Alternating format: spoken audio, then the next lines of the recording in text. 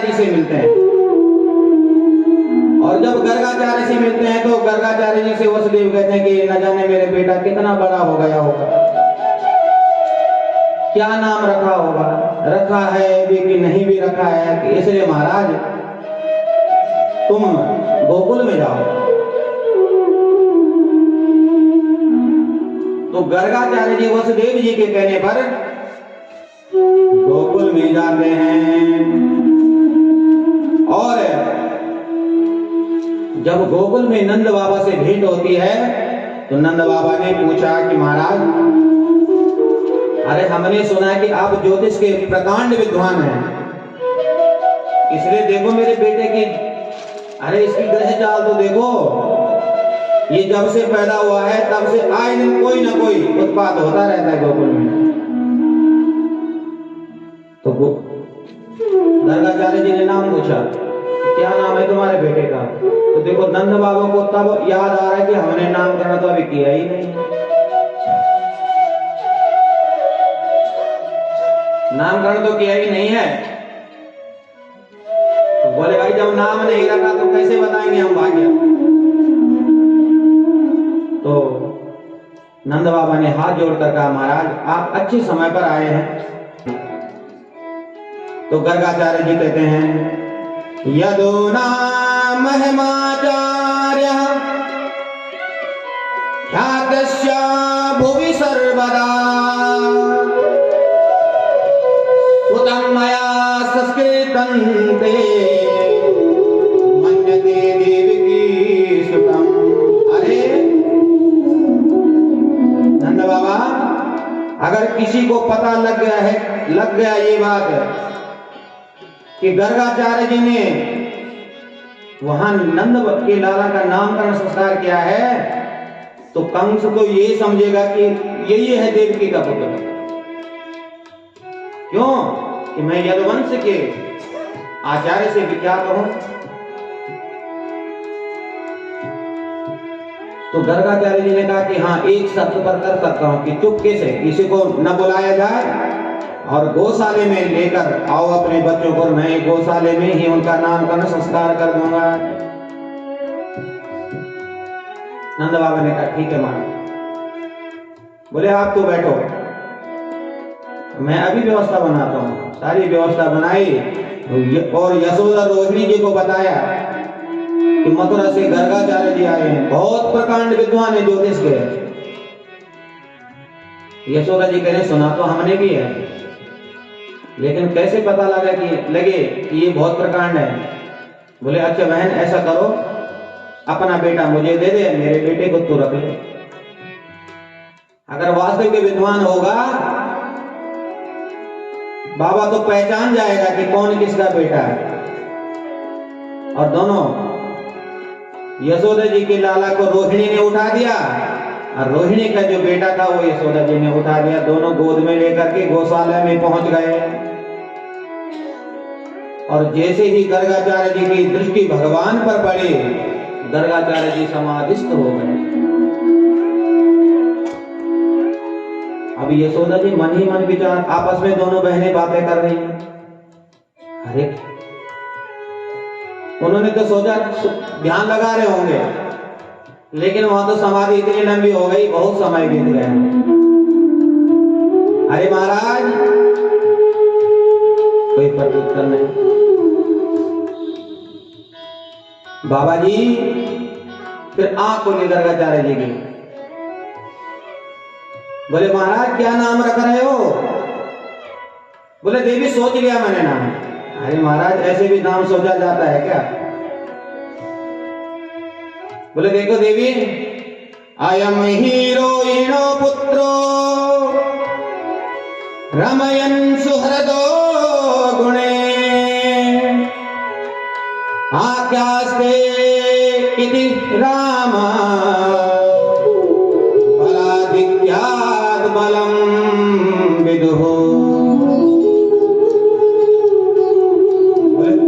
देवी यशोदा, तुम्हारी जो गोद में जो बालक है अयम ही रोहिणी पुत्र, ये रोहिणी का पुत्र है।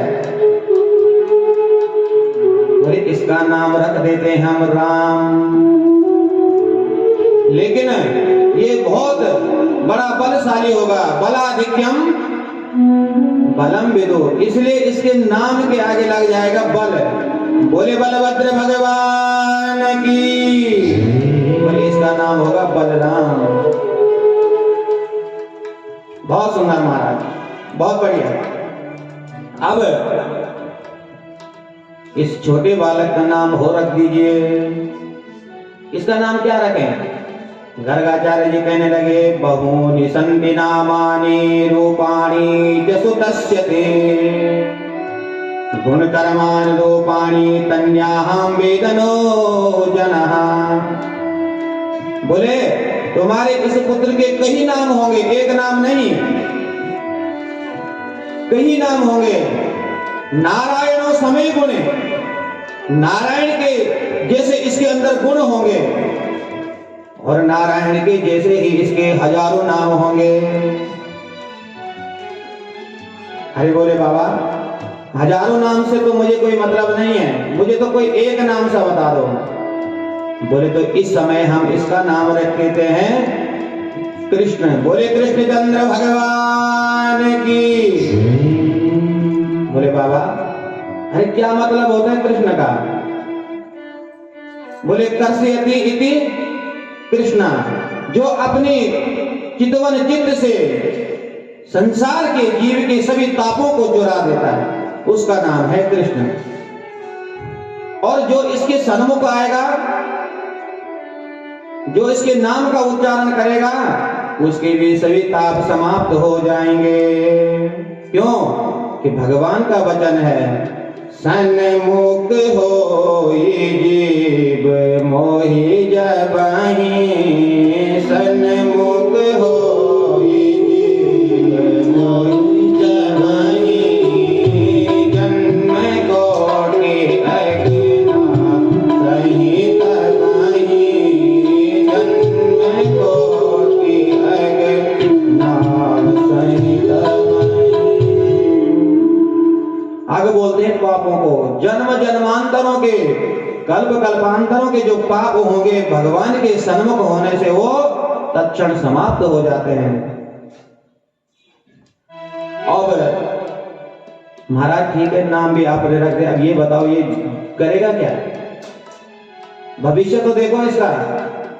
बोले देवी ये नंबर 1 का चोर बनेगा। हैं? इस समय तो इसकी कुंडली यही कह रही, चोर ही नहीं ये चोरों का सरदार बनेगा। अच्छा तो क्या क्या चुराएगा ये? बोले ये माखन मिश्री चुराएगा। गोपांगनानाम यदकूल चोरम,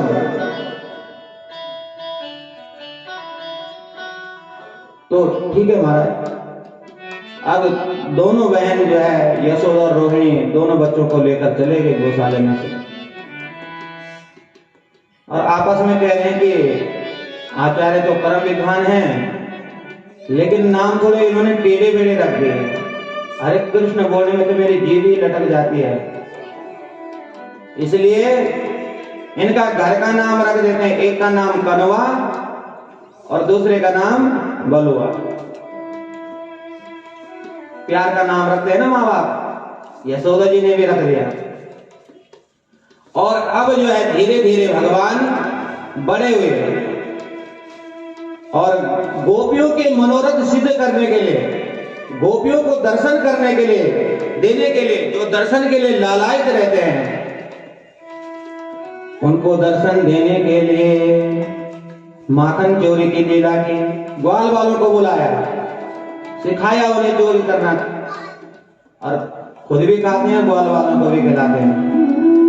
और जब ये कदाचित भगवान नहीं जाते माखन चोरी करने, तो गोपियां यशोदा माँ के पास शिकायत करने पहुंच जाते हैं।